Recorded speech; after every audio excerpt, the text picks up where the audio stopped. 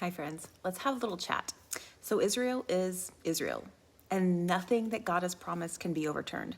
So, we need to be rooted in scripture, history, and archaeology. For some reason, we don't have a problem with Egypt, which is heavily featured in the Bible, actually being Egypt and understanding its people and geography, but there seems to be a hang up with Israel. So, God made an everlasting covenant with Abraham, Genesis 12, 15, 17. There's land, descendants, and blessing involved. Read it all.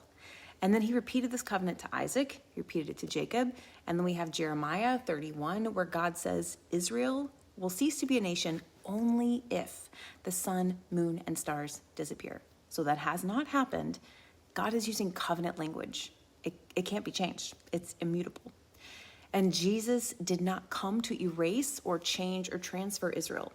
Yeshua came as a Jew, born in Bethlehem, raised in Nazareth, ministered in Galilee. He died and then was resurrected in Jerusalem. You can visit these places.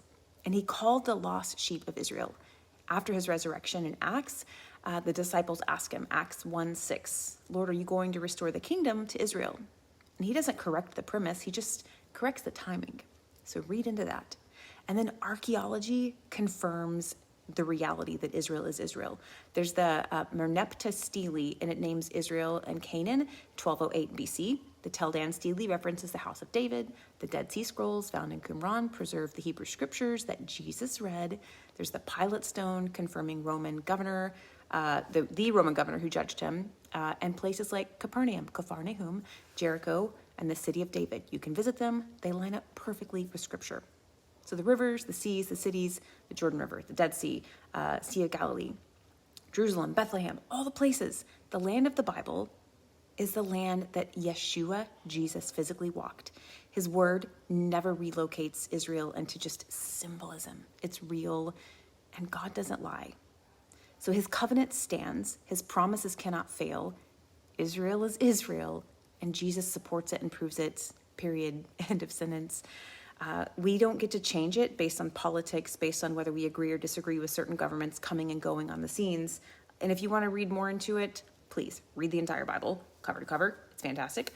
And then here's a book called Archaeology and the Bible by Tom Meyer. We love this book. My kids and I read it.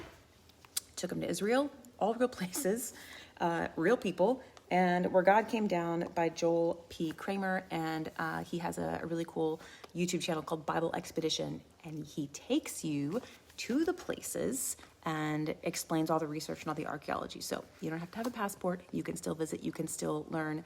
Guys, we are responsible for understanding replacement theology is a no-go.